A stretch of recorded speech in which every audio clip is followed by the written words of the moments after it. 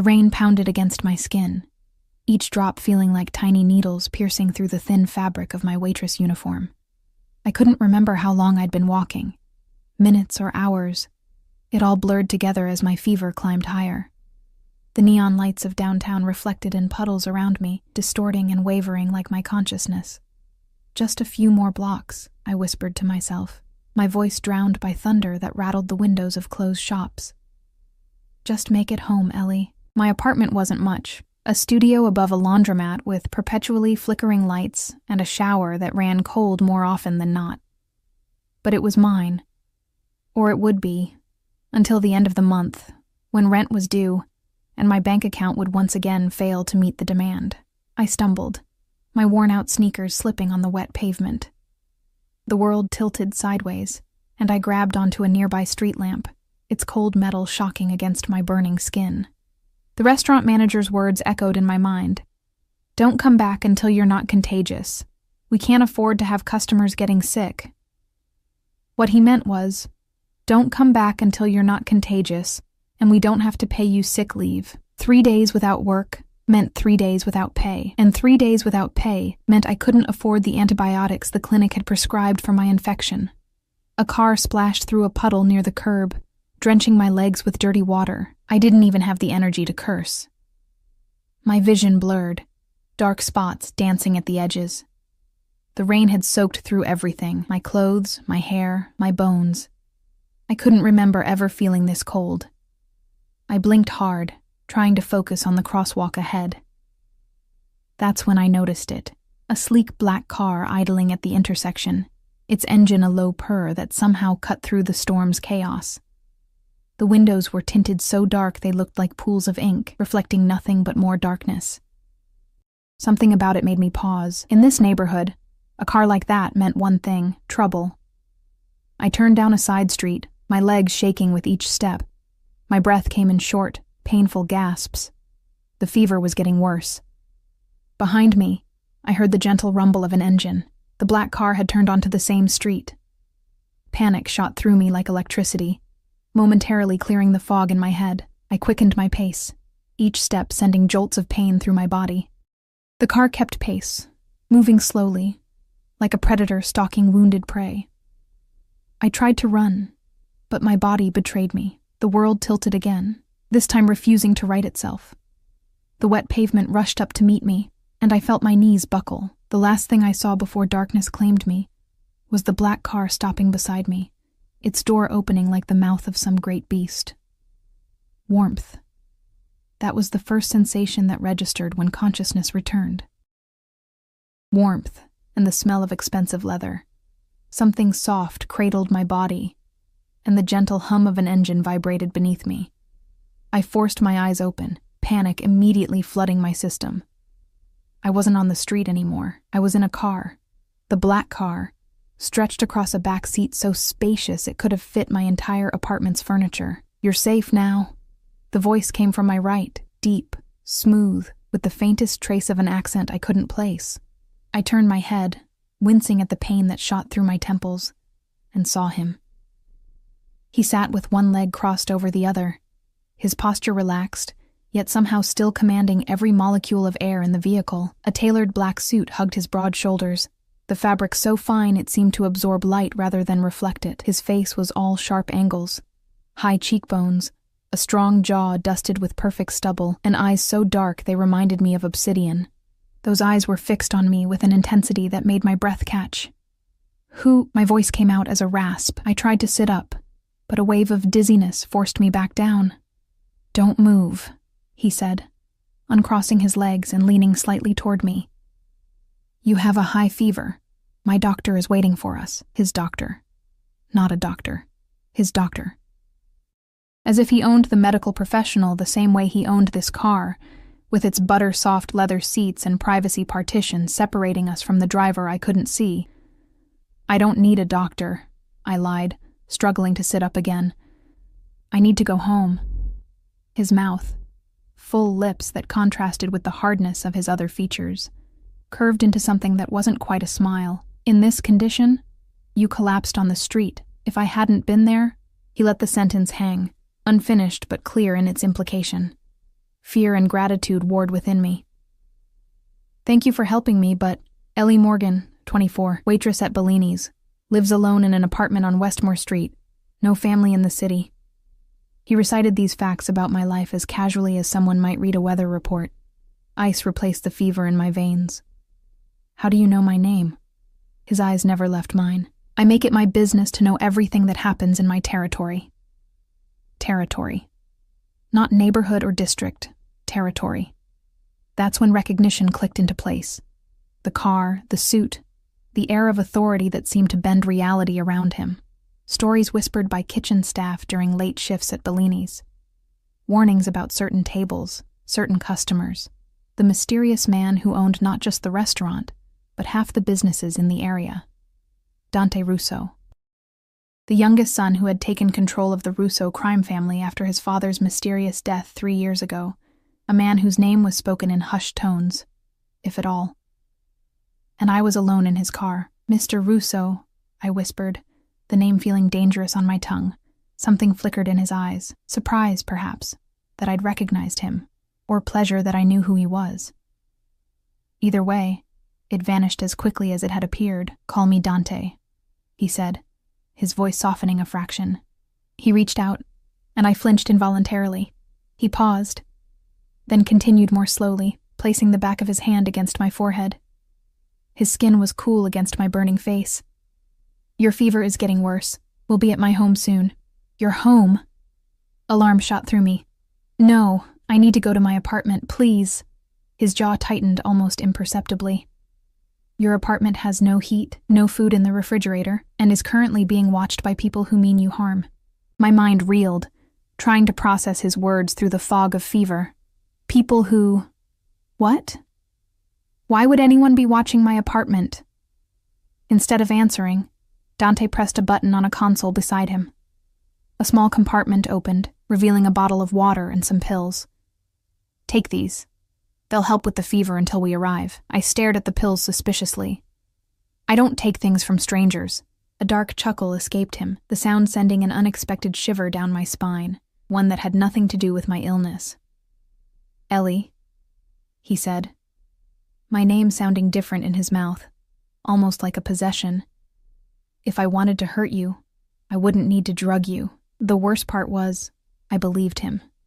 With shaking hands, I took the pills and the water bottle. The cool liquid was heaven against my parched throat, and I found myself drinking half the bottle in desperate gulps. Dante watched me, his gaze never wavering. There was something in the way he looked at me, like I was something precious and breakable, something he'd been searching for. "Why are you helping me?" I asked after swallowing the pills, which tasted like ordinary Tylenol. He was quiet for a long moment, his eyes tracing over my face as if memorizing every detail. Finally he said, "Because you're mine to protect." The words hung in the air between us, heavy with meaning I couldn't fully grasp. Mine. The possessiveness in that single word should have terrified me more than it did. "I don't belong to anyone," I said, my voice stronger than I expected. Something that might have been respect flashed in his eyes, followed quickly by amusement. "Not yet." Before I could respond, the car slowed and turned. I pushed myself up enough to see out the window. We were passing through large iron gates that opened automatically, revealing a long driveway flanked by perfectly manicured gardens. At the end stood what could only be described as a mansion, a sprawling structure of stone and glass, lit up against the night sky like something from a fairy tale, or a nightmare. "Welcome to my home," Dante said, as the car came to a stop at the front entrance, where 2 men in dark suits stood waiting, seemingly unbothered by the rain that had slowed to a drizzle. Panic rose in my chest. "I can't stay here. I don't know you. I need to go home. Ellie." The way he said my name made me freeze. "The man your father stole from, the man whose money paid for your college education before you dropped out, has discovered you're in the city. He sent people to watch your apartment tonight. If you go back there, you will not survive until morning." The world seemed to stop. My father had been gone for years, disappearing after my mother died, occasionally sending money that I'd use for tuition. Money I'd assumed came from his gambling wins. I'd never questioned where it came from, not until the payments stopped and I had to drop out. "How do you know about my father?" I whispered. Dante's eyes softened fractionally, the only indication that he recognized the shock and fear coursing through me. Because the man he stole from was my father's closest associate, and because I've been watching you for much longer than you realize, Ellie Morgan. The car door opened from the outside. Rain-scented air rushed in, along with the imposing figure of a man who could only be a bodyguard. "Sir," the man said, his eyes never looking directly at Dante. "The doctor is waiting inside." Dante nodded, then turned back to me. "You have two choices.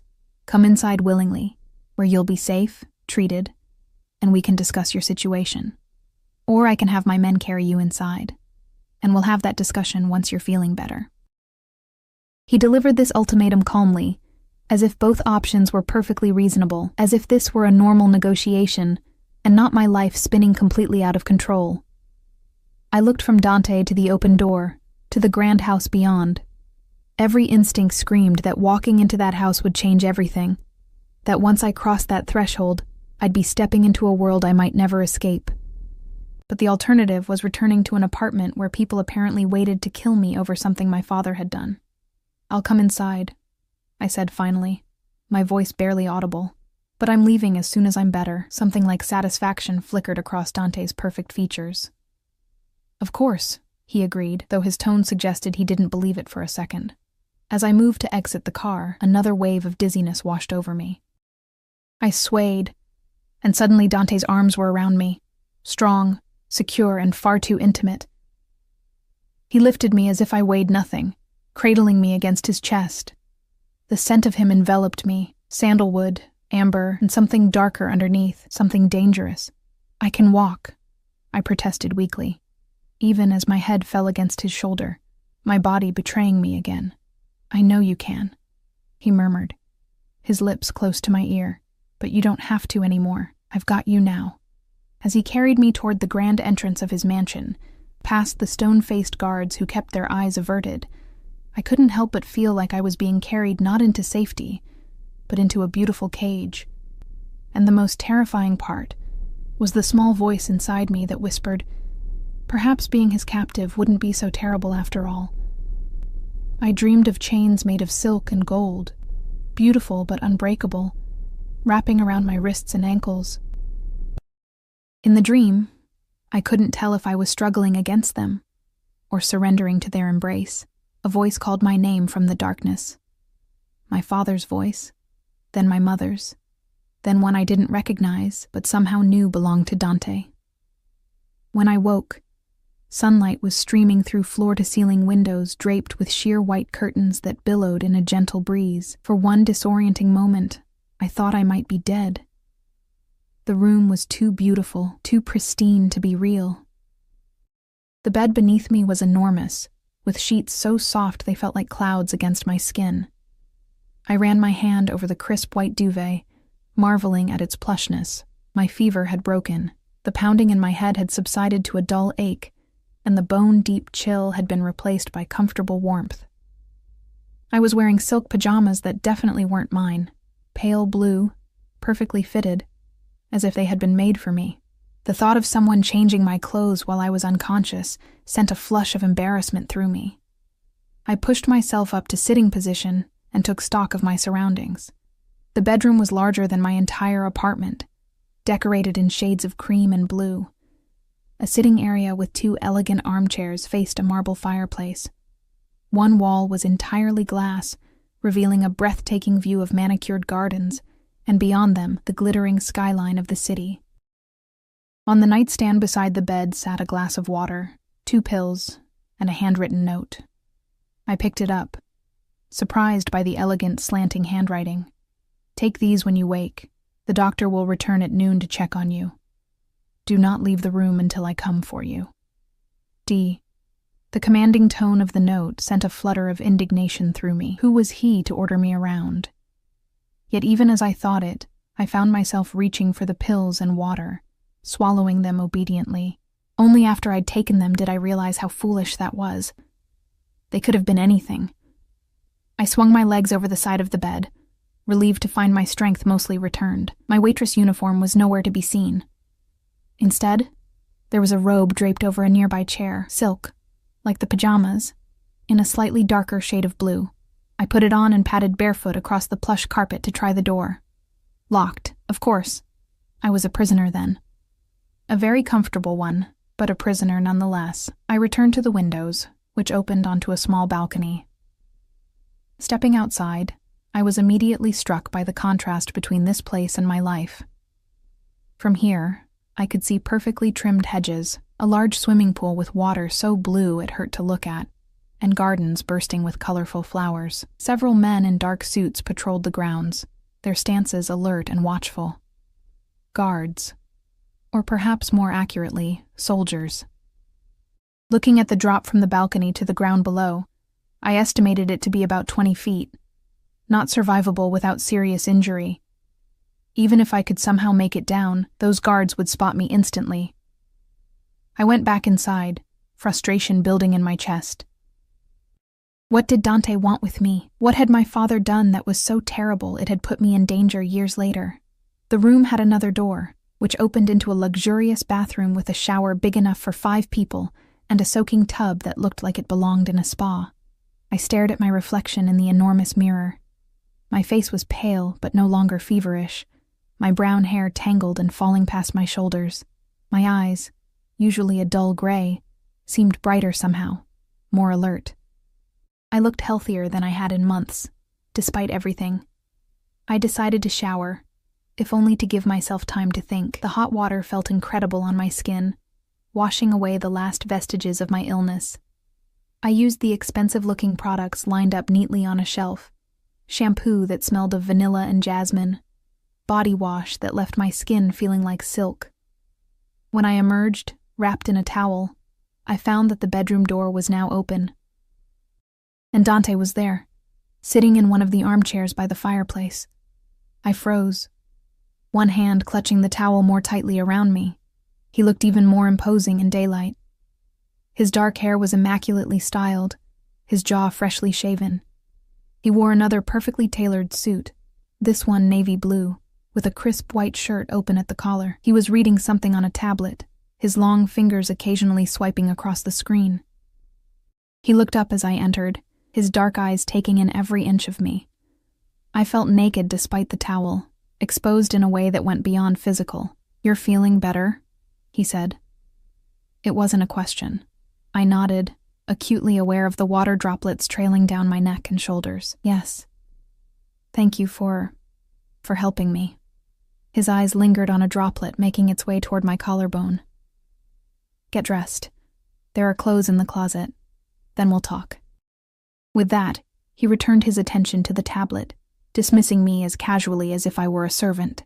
Anger flared in my chest, hot and sudden. "You know, most kidnappers aren't so rude to their victims." His head snapped up, eyes narrowing. For an instant, I saw something dangerous flash across his face, a reminder that beneath the polished exterior was a man accustomed to violence. "Kidnapper?" He set the tablet aside and stood, his movements fluid and controlled.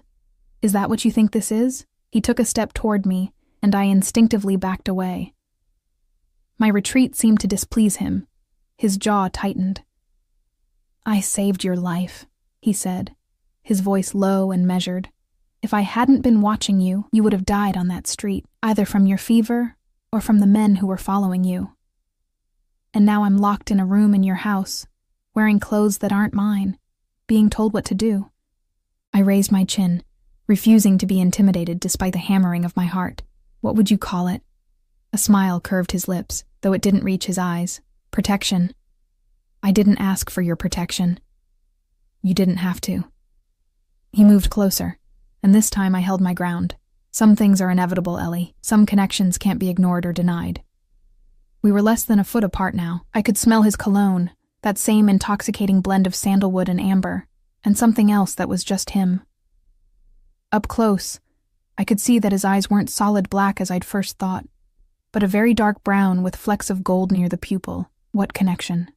I asked, my voice embarrassingly breathless. "I don't know you. Until yesterday, I didn't even know you knew I existed." "I've known about you for 2 years," he said, the casual admission stunning me into silence.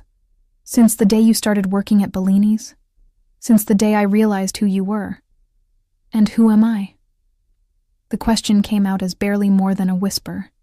He raised a hand, and I flinched, expecting, I wasn't sure what, but all he did was brush a wet strand of hair back from my face, his fingers lingering against my cheek. You're the daughter of the man who betrayed my father and stole millions from our family. His touch was gentle, at odds with his words. You're the woman who's been using that stolen money while living like a pauper. And you're the only leverage I have to draw your father out of hiding. The floor seemed to drop from beneath my feet. Leverage, I repeated numbly. His hand fell away from my face. Get dressed. There's much to discuss. He turned and walked to the door, pausing at the threshold. The closet is through there, he said, nodding toward another door I hadn't noticed. Everything should fit. I'll have breakfast sent up. Join me on the terrace in 30 minutes. Then he was gone, the door closing behind him with a soft click. This time, I heard no lock engage, but I knew I was no less trapped than before. I moved woodenly to the closet door, my mind reeling. My father had stolen from the Russo family. The money he'd sent me for college, money I'd used without question, had been stolen from dangerous criminals. The closet was a room unto itself, larger than my bedroom at home. Racks of clothing lined the walls, dresses, blouses, skirts, jeans, all still with tags attached. A quick glance confirmed my suspicion. Everything was exactly my size. A chill ran through me that had nothing to do with my damp skin. How long had Dante been planning this? How much did he know about me? I chose the simplest outfit I could find. Jeans, a soft gray sweater, and ankle boots. Everything fit perfectly, of course. I found underwear and bras still in packaging in a drawer, again, exactly my size. The intimacy of it made me shudder. As promised, when I emerged from the closet, I found a tray of food waiting on a small table by the window. Fresh fruit, pastries, yogurt, coffee. My stomach growled at the sight, reminding me I hadn't eaten a proper meal in days. I ate quickly, trying to gather my thoughts. If Dante was telling the truth, if my father had stolen from his family and people were after me because of it, then leaving might actually be more dangerous than staying. But remaining here meant placing myself at the mercy of a man who saw me as nothing more than a means to an end. Leverage. By the time I finished eating, I'd made up my mind. I would hear what Dante had to say. I would learn as much as I could about my situation. And then I would find a way out, away from both Dante Russo and whoever was hunting me. I followed the hallway outside my room, passing artwork that probably cost more than I'd earn in 10 lifetimes. The house was eerily quiet, though I sensed I wasn't alone. Eyes watched from discreet corners. Cameras, guards, or both. The hallway opened onto a grand staircase that descended into an enormous foyer with marble floors and a crystal chandelier. I made my way down, my footsteps echoing in the vast space. A uniformed maid appeared, seemingly from nowhere. "Miss Morgan," she said, her expression carefully blank. "Mr. Russo is waiting for you on the East Terrace. Please follow me." She led me through a series of rooms, each more opulent than the last, until we reached a set of French doors that opened onto a stone terrace overlooking the gardens. Dante sat at a glass table, reading a newspaper, a cup of coffee in front of him. He looked up as I approached, his eyes taking in the outfit I'd chosen. "Thank you, Maria," he said to the maid, who nodded and disappeared back into the house. He stood as I reached the table, an oddly gentlemanly gesture from a man who was essentially holding me captive. "Please, sit." I took the chair opposite him, hyper-aware of the guards positioned at discreet intervals around the perimeter of the terrace. "How are you feeling?"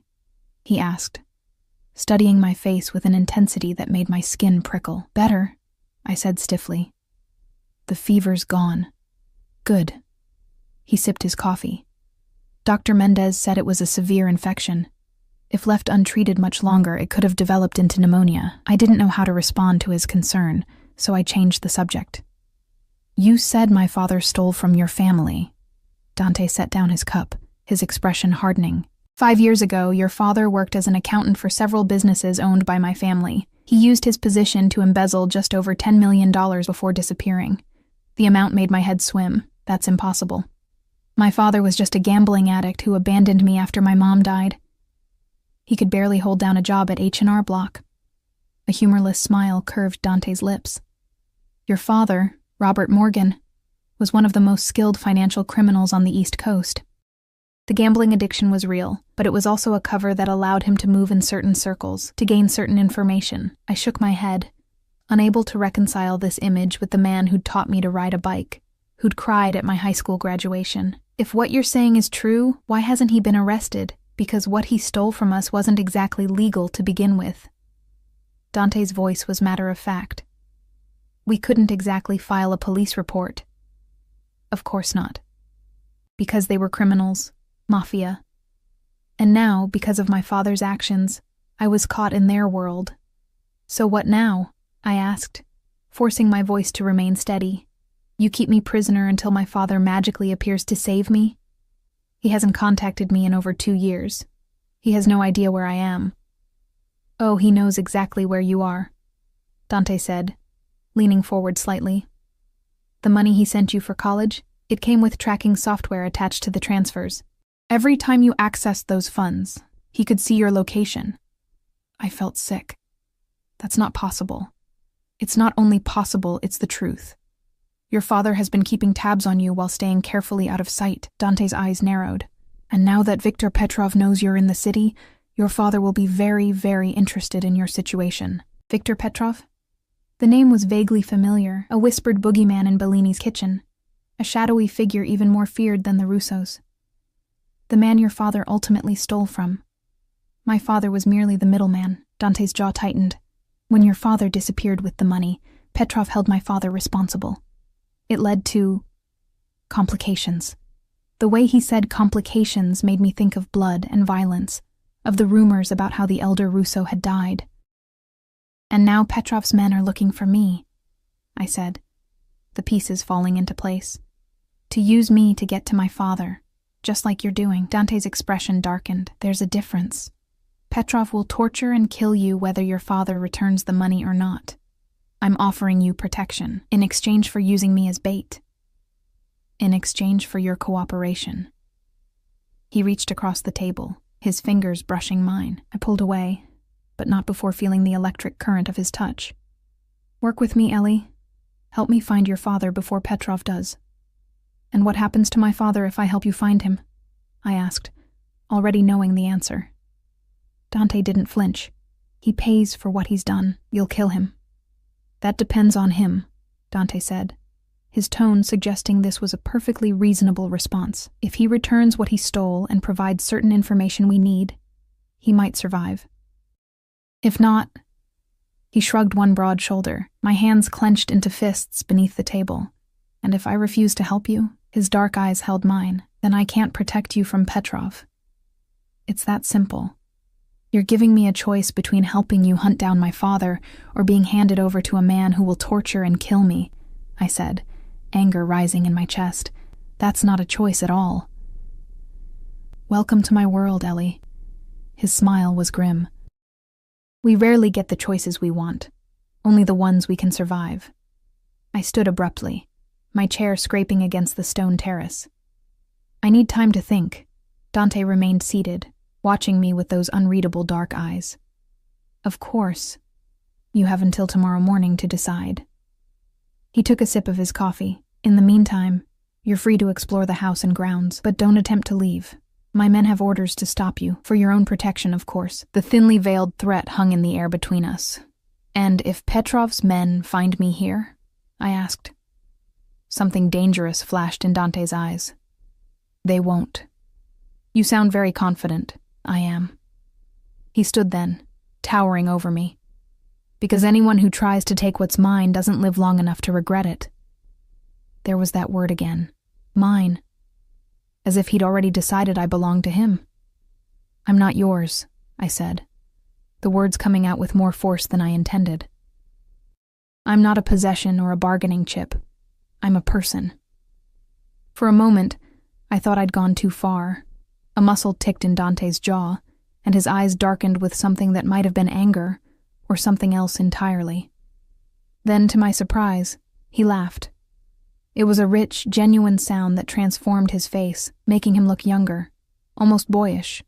Brave little Ellie, he said, reaching out to tuck a strand of hair behind my ear.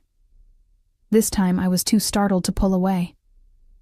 Most people wouldn't dare speak to me that way. I'm not most people, I said, my heart racing at his proximity. No, he agreed, his voice dropping to a near whisper. You're not. That's precisely why you're here. Before I could respond, he stepped back, the moment broken. Maria will show you around, he said, his tone returning to businesslike efficiency. I have matters to attend to, but I'll join you for dinner, 7 o'clock. It wasn't a request. As if on cue, the maid appeared at the terrace doors. Dante nodded to her, then to me, and strode past us into the house, leaving me with more questions than answers, and a growing sense that I was sinking deeper into a world from which there might be no escape. Maria turned out to be more than just a maid. As she guided me through the sprawling mansion, I realized she was Dante's head of household staff, a position that clearly commanded respect from the other employees we encountered. They all nodded deferentially as we passed, their eyes carefully avoiding direct contact with either of us. Mr. Russo has instructed me to show you anything you wish to see within the house and immediate grounds, she explained in a crisp, professional tone. Her accent was faintly Eastern European, her English flawless. The east and west wings are primarily for business and are restricted, as is the basement level. In other words, here are the boundaries of your cage. The house was even more impressive by daylight.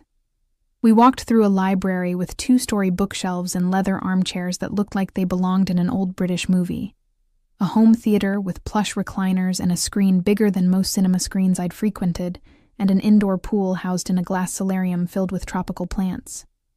How many people live here? I asked as we passed yet another sitting room, this one decorated in shades of emerald and gold. Mr.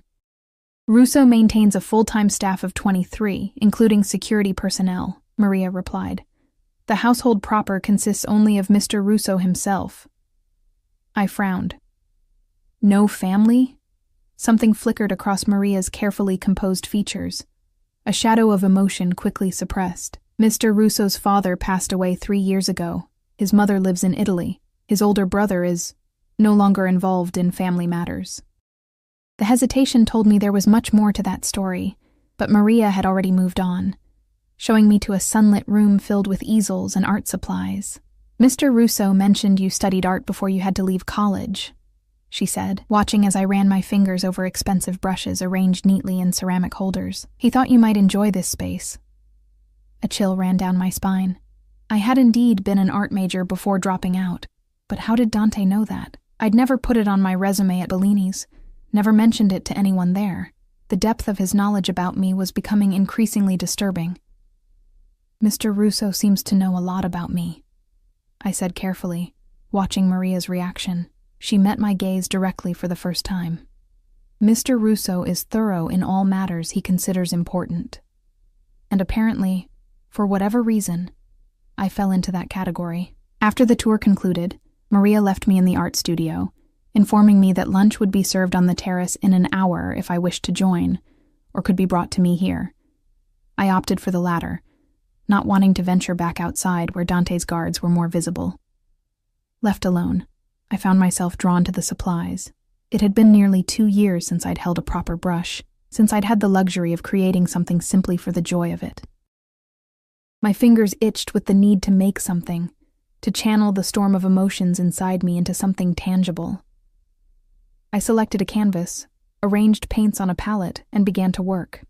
I didn't plan what would emerge. I simply let my hands move, colors flowing together in swirls of deep blue and black, shot through with streaks of gold. It wasn't until I stepped back that I realized I'd painted a pair of eyes, dark, intense, flecked with gold.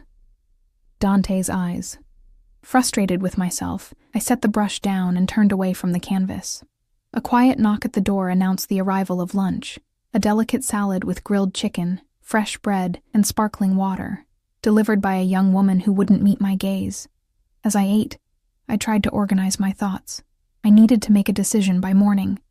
Help Dante find my father, or face Petrov on my own. Neither option was acceptable, which meant I needed a third choice.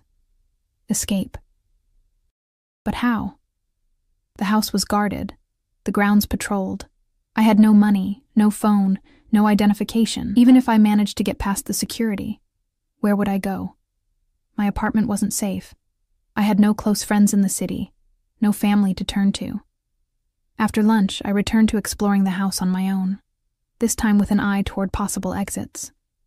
I noted the locations of doors, windows, the patterns of the guards' movements. But everywhere I went, I sensed eyes on me, cameras hidden in discreet corners, staff members appearing just as I was testing a door or examining a window latch. By late afternoon, I'd made my way to a small courtyard garden nestled between two wings of the house. It was more secluded than the main gardens, with high stone walls covered in climbing roses and a small fountain bubbling at its center. I sat on a stone bench, closing my eyes and tilting my face toward the sun, allowing myself a moment of peace amid the chaos my life had become. It was my mother's favorite place. I startled at the sound of Dante's voice, my eyes flying open. He stood at the entrance to the courtyard, his suit jacket gone, the sleeves of his white shirt rolled up to expose strong forearms. In this more casual state, he looked younger, less like the untouchable Mafia boss, and more like a man in his early 30s with the weight of an empire on his shoulders. "Your mother's?" I asked, watching as he crossed to the fountain, running his fingers through the clear water. "She designed this courtyard herself when my father built this house," he said, his expression softening slightly at the memory. She said it reminded her of her grandmother's home in Tuscany. For the first time since I'd met him, Dante seemed genuinely human, vulnerable even. It was disconcerting. "Maria said she lives in Italy now?" He nodded, withdrawing his hand from the water and wiping it on a handkerchief he produced from his pocket. "After my father died, she couldn't bear to stay. Too many memories." His eyes met mine. "She calls every Sunday, asks when I'll settle down, give her grandchildren." The mundane detail of weekly calls from a mother asking about grandchildren seemed so at odds with the dangerous world Dante inhabited that I almost laughed. But the intensity of his gaze stopped me. "What do you tell her?" I asked instead. A faint smile curved his lips. "That I'm waiting for the right woman, someone strong enough to survive in our world, but gentle enough to remind me of my humanity." There was something in the way he looked at me as he said this that made my heart beat faster. I stood abruptly, needing to put distance between us. "Have you made your decision?" he asked, the brief moment of vulnerability disappearing behind his usual mask of control. "I haven't even had a full day to think," I protested. "But you've been thinking about it all day," he countered, moving closer to me. "I can see it in your eyes, in the tension of your shoulders. You've been planning, calculating, looking for a way out." I swallowed hard, not bothering to deny it. "Can you blame me? You've given me an impossible choice." "No," he said, surprising me with his honesty. "I don't blame you. In your position, I'd do the same." He was close enough now that I could smell his cologne, see the faint shadow of stubble already returning along his jaw. Despite everything, I found myself noticing the curve of his mouth, the way his lashes cast shadows on his cheeks when he looked down. "What would you do?" I asked, my voice betraying me by emerging as little more than a whisper. "If you were me?" His eyes locked with mine. I'd recognize that the world I thought I knew was a lie. I'd accept that I was in danger regardless of my choices. And I'd align myself with the devil I could see rather than the one lurking in the shadows. "So I should trust you because you're honest about your intentions to use me?" "You should trust me," he said, reaching out to brush his knuckles against my cheek, "because despite what you think, using you is not my only intention." The touch sent electricity racing across my skin. I stepped back, bumping into the stone bench behind me. "Then what are your other intentions, Mr. Russo?" I demanded, trying to sound defiant rather than breathless. His eyes darkened. "I think you already know." Before I could respond, the sound of someone clearing their throat interrupted us. A man in a dark suit stood at the courtyard entrance, his expression carefully blank. "What is it, Gabriel?" Dante asked, irritation clear in his voice. "You have a call, sir. From Moscow." Moscow. Where, if I remembered correctly from whispered conversations at Bellini's, Viktor Petrov was based. Dante's entire demeanor changed instantly, hardening into the cold, dangerous man I'd first met. I'll take it in my office. He turned back to me. Our dinner engagement stands, 7 o'clock. I've had clothes laid out for you. With that, he strode away, leaving me alone in the courtyard with my racing thoughts and the lingering warmth of his touch on my skin. The dress was blood red, floor length, with a slit that reached mid-thigh, and a neckline that plunged lower than anything I'd ever worn. It fit like it had been made for me, which, given everything else in the closet, it probably had been. I stared at my reflection in the mirror, barely recognizing myself. My hair had been styled by a woman who had appeared at my door an hour ago, introducing herself as Dante's personal stylist. She had transformed my usually straight brown locks into soft waves that framed my face, applied makeup that made my gray eyes look larger and more luminous, and added a subtle shimmer to my collarbones and shoulders. The overall effect was stunning and completely foreign. I looked like the kind of woman who belonged on the arm of a man like Dante Russo, sophisticated, elegant, and completely out of my depth. At precisely 7 o'clock, there was a knock at my door. I opened it to find not Dante, but one of his guards. A tall, broad-shouldered man with a scar running along his jawline.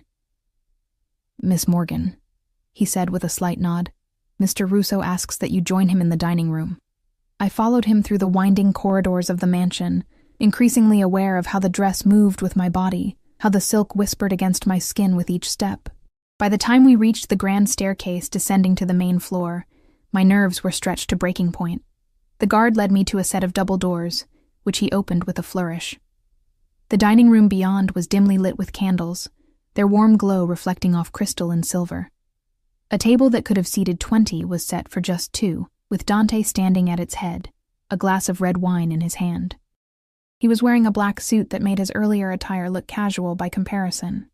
The suit was clearly custom-made, emphasizing his broad shoulders and narrow waist. His dark hair was freshly styled, his jaw clean-shaven. He looked like sin personified. When he saw me, he went absolutely still, his eyes darkening as they traveled slowly from my face down the length of my body and back up again. The intensity of his gaze made me feel both powerful and utterly vulnerable. "Ellie," he said, his voice deeper than usual, "you look breathtaking." Despite everything, I felt a flush of pleasure at the genuine appreciation in his eyes. "Thank you," I said, suddenly shy. "Your stylist is very talented."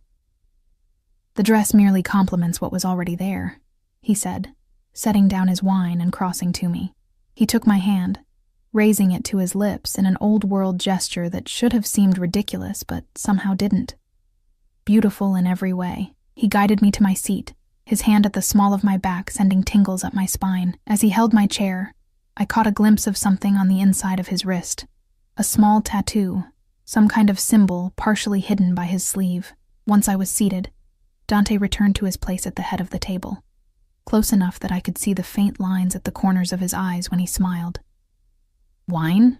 he offered, gesturing to a bottle in an ice bucket beside the table. I nodded, watching as he poured a rich red liquid into my glass. "Is this where you tell me your plans for my father?" His smile didn't falter, but something in his eyes hardened slightly. "No, Ellie. This is where I get to know the woman behind the file I've studied for 2 years. The woman who worked 3 jobs to stay in school until the money ran out. The woman who paints with her emotions rather than her eyes." He raised his glass in a toast. "This is where I learn who you really are." I reluctantly touched my glass to his, the crystal making a delicate ringing sound. "And why would that matter to you?" He took a sip of his wine, watching me over the rim of his glass. "Because as I told you earlier, using you as leverage is not my only intention." "Then what is?" Dante leaned forward slightly, his eyes never leaving mine. "To make you mine in every way that matters." I nearly choked on my wine. "Excuse me?" Dante watched me with those penetrating eyes, seemingly amused by my reaction. "You're surprised," he stated rather than asked. Words failed me. Baffled, horrified, intrigued. All of these emotions swirled together into a confusing mess I couldn't begin to untangle. "You want to use me to get to my father. You've made that clear." "Yes," he admitted without a trace of shame, "but that's business. This..." He gestured between us, is something else entirely. A server appeared silently beside us, placing the first course in front of each of us, something delicate involving scallops and microgreens. I stared at it, buying time to compose myself. "Let me understand," I said finally, looking up at him. "You've been watching me for 2 years because of what my father did. You waited until I was sick and vulnerable to bring me here. You've threatened to hand me over to a man who would torture and kill me if I don't help you. And now you're saying you want, what, exactly? A relationship?" His jaw tightened slightly. "When you put it that way, it does sound rather problematic." "Problematic?" I set down my fork with a clatter. "It's insane." "Perhaps," he conceded, taking a sip of his wine.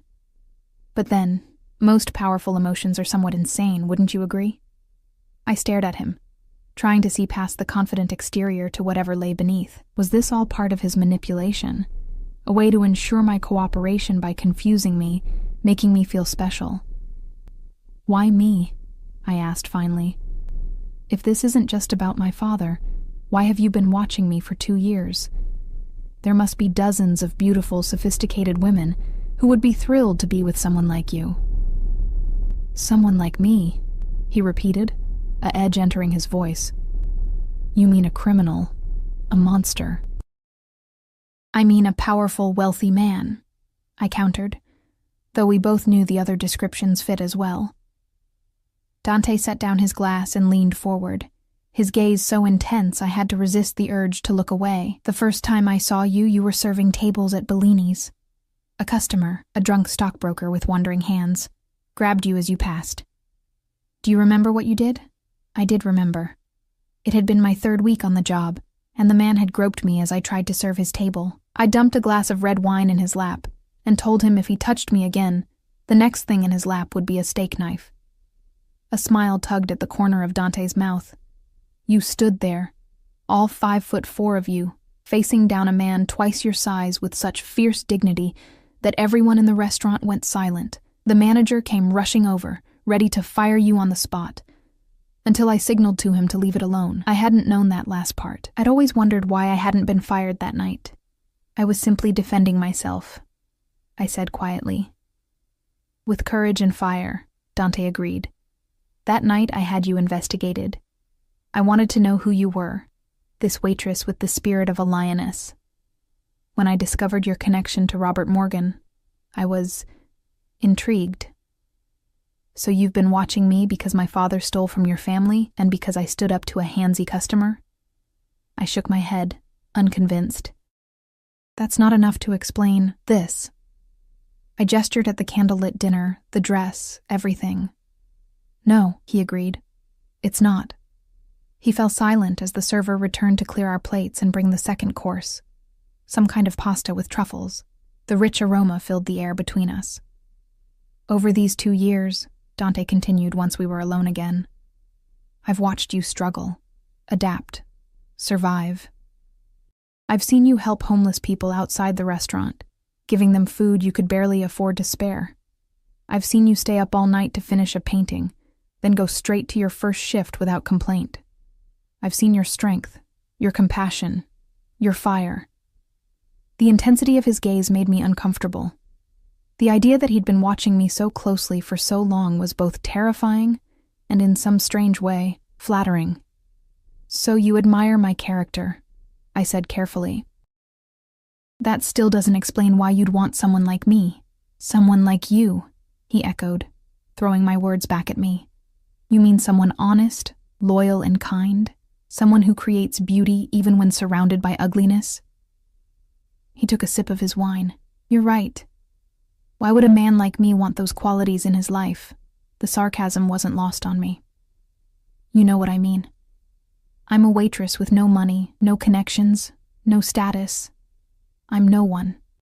"You're not no one to me," he said, his voice dropping to a near whisper. Something in his tone made my heart skip a beat. I forced myself to remember the situation, that I was essentially his prisoner, that he was using me to get to my father, that his world was one of violence and crime. "Even if what you're saying is true," I said, choosing my words carefully, "it doesn't change the fact that you're holding me here against my will. That's not exactly the foundation for..." "Whatever it is you're suggesting." Dante was quiet for a long moment, his expression unreadable. "You're right," he said finally, surprising me. "The circumstances are far from ideal. But sometimes, Ellie, life doesn't give us perfect beginnings.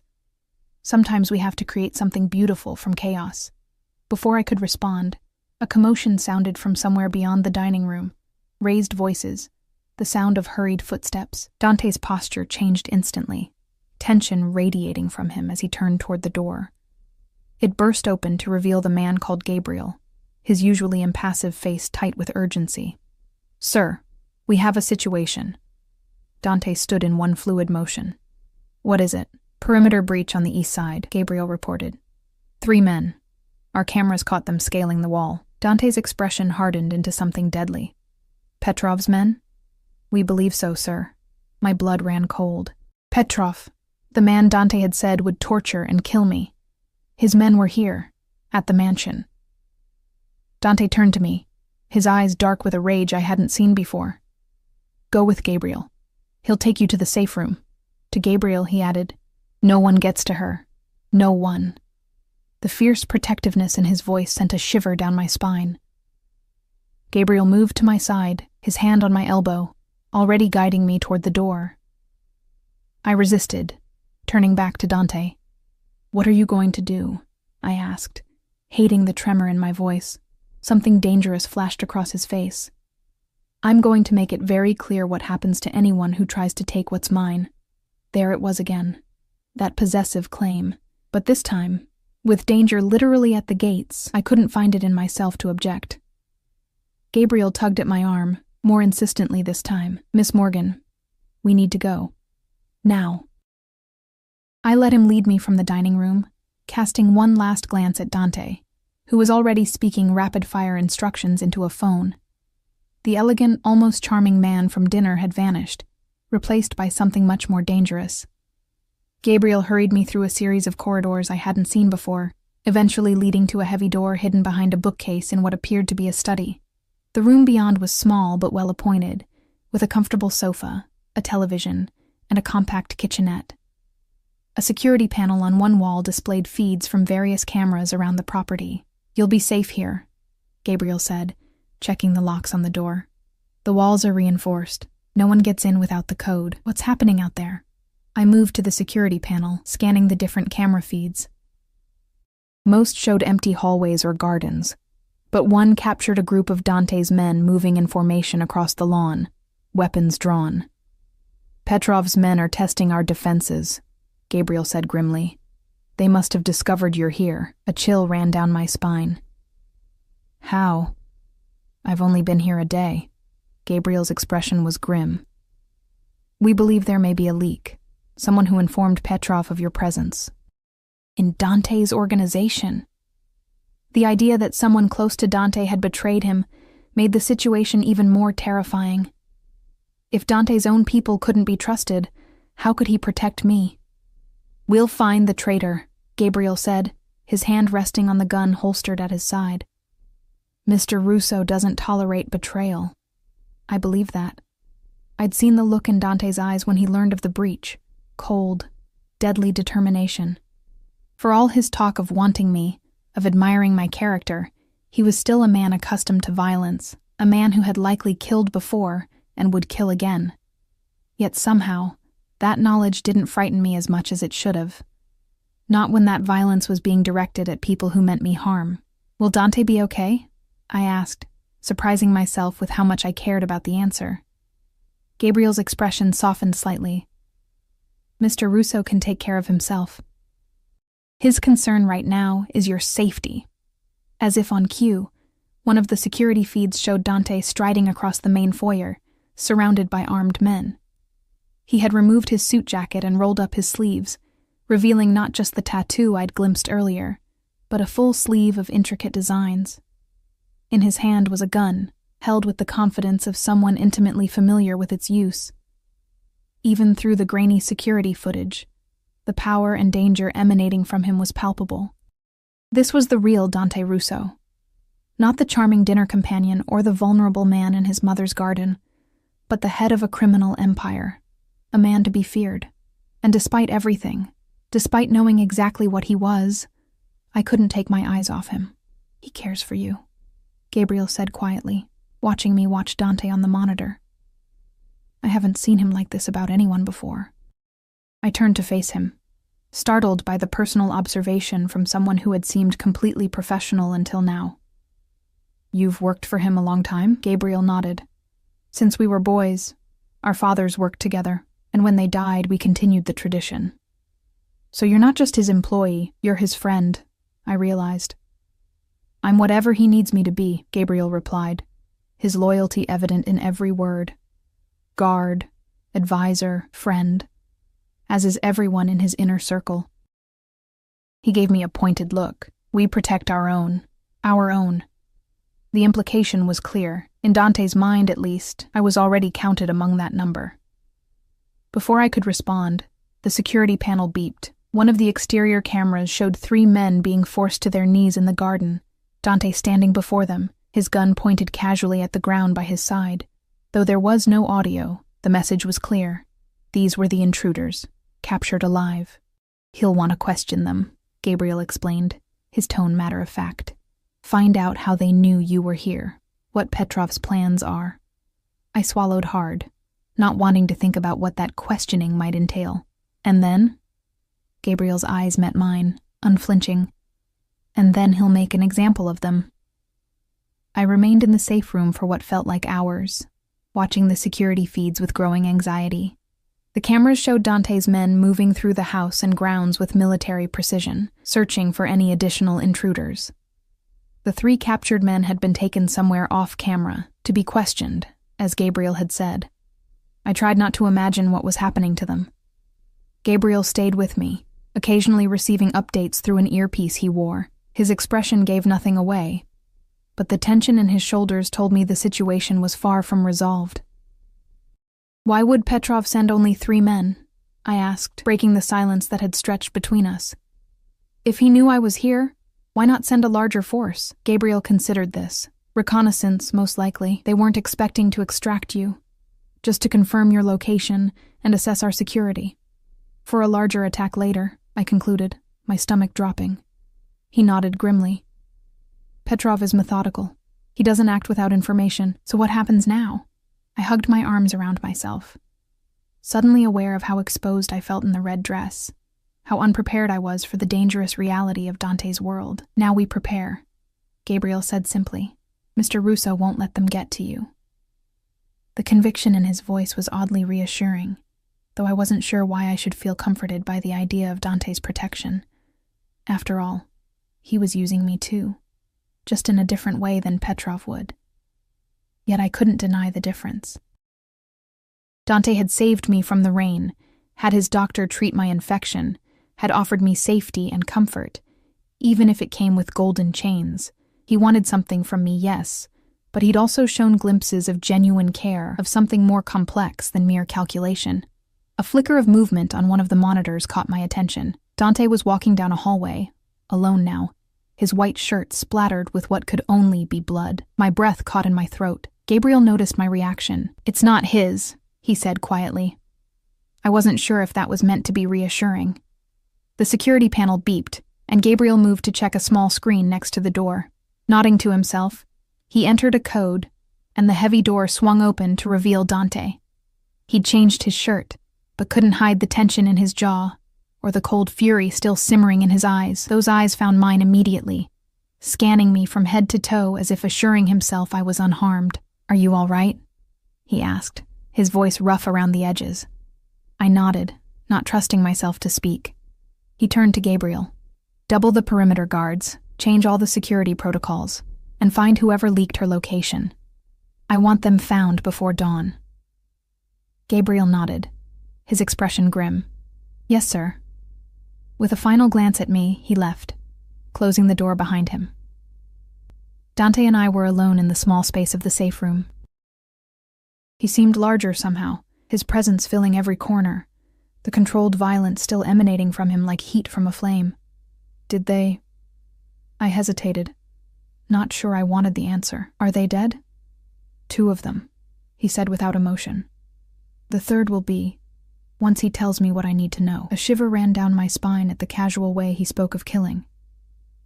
And what is it you need to know? How Petrov found out you were here? Who's working for him inside my organization? His eyes darkened. And how much time we have before he sends more men? What did they tell you? I asked, my voice barely a whisper. Dante moved to the small bar in the corner of the room, pouring himself a measure of amber liquid.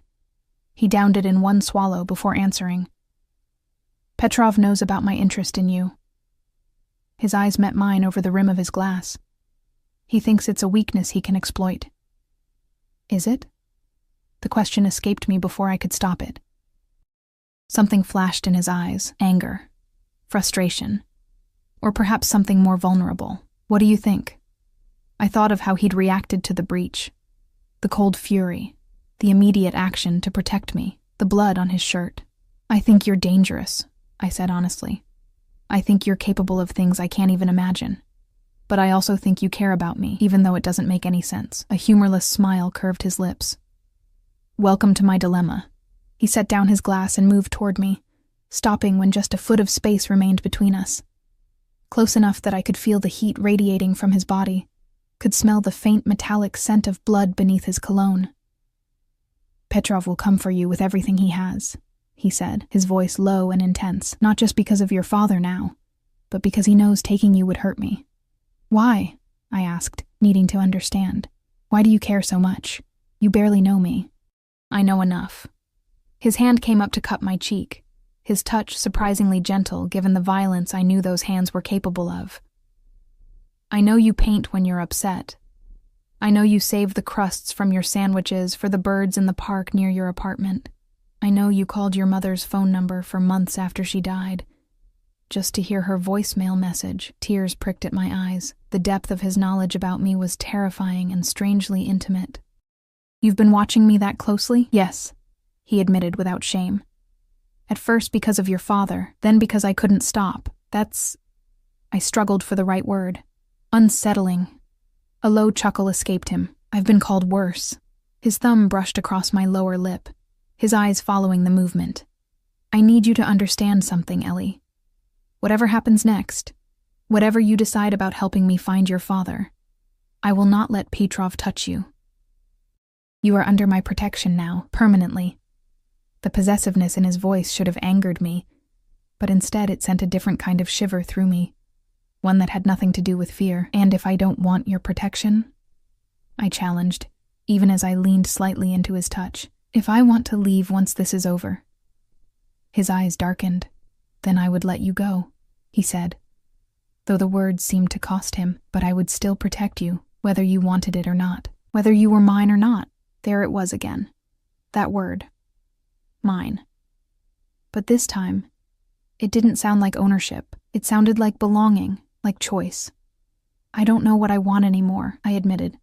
The events of the past 24 hours leaving me unmoored, adrift in a sea of confusion and conflicting desires. Then let me tell you what I want, Dante said, his voice dropping to a near whisper. I want you safe. I want you by my side. I want to wake up to your fire and your compassion and your strength every day for the rest of my life. My breath caught at the raw honesty in his words, at the intensity of emotion in his eyes. You don't even know if I can help you find my father, I reminded him, trying to hold on to some semblance of reality in the face of his overwhelming presence. This isn't about your father anymore, he said, his hand sliding to the nape of my neck. It hasn't been for a long time. And then he was kissing me, his lips claiming mine with a hunger that stole the breath from my lungs. I should have pushed him away. I should have remembered that I was his prisoner, that he was a criminal, that his hands were stained with the blood of men he had killed just hours before. Instead, I found myself responding with a passion that matched his, my hands clutching the front of his shirt, pulling him closer. It was madness. It was fire. It was the most alive I had felt in years. When we finally broke apart, both breathing heavily, I could see the surprise in his eyes, not at his actions, but at the intensity of my response. Ellie, he breathed, his forehead resting against mine. Tell me to stop. Tell me this isn't what you want, but I couldn't. Because despite every rational thought screaming that this was insanity, my heart was pounding with a different truth, that in his arms, I had finally found something I hadn't even known I was looking for. I can't, I whispered, my hand still clutching his shirt. I can't tell you to stop. A sound that was half groan, half triumph escaped him, and then he was kissing me again, his hand sliding down to my waist, lifting me effortlessly and pressing me against the wall of the safe room. My legs wrapped around him instinctively, the slit in my dress allowing the movement without restriction. You should know, he said between kisses, his lips trailing fire down my neck. Once I make you mine, I will never let you go, not truly. The warning in his words penetrated the haze of desire. I placed my hands on his chest, pushing back slightly to look into his eyes. I need to know something first, I said, my voice unsteady. My father. What will happen to him if we find him? Dante's expression darkened, but he didn't look away. The truth? I nodded, bracing myself. If he returns what he stole and gives us the information we need about Petrov's operations, he lives, Dante said, his voice hardening. If he refuses, he didn't need to finish the sentence. I understood the implication perfectly. And you expect me to help you, knowing that? I asked, my hands dropping from his chest. Dante set me down gently, but didn't move away, keeping me trapped between his body and the wall. I expect you to make your own choice, Ellie, knowing all the facts. Knowing who I am, knowing what's at stake. I closed my eyes, trying to think past the pounding of my heart and the lingering taste of him on my lips. My father had abandoned me years ago, had stolen millions of dollars, had put me in danger without a thought for my safety. He wasn't the man I had believed him to be. And Dante, for all his darkness, had shown me more care and honesty in one day than my father had in years.